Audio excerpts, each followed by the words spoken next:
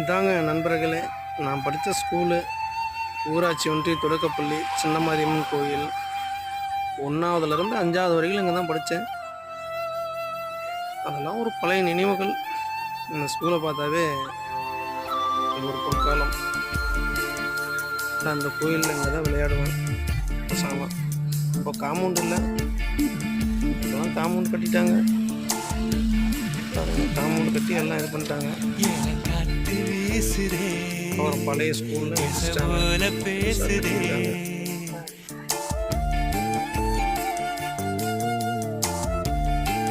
விநாயகர் கோவில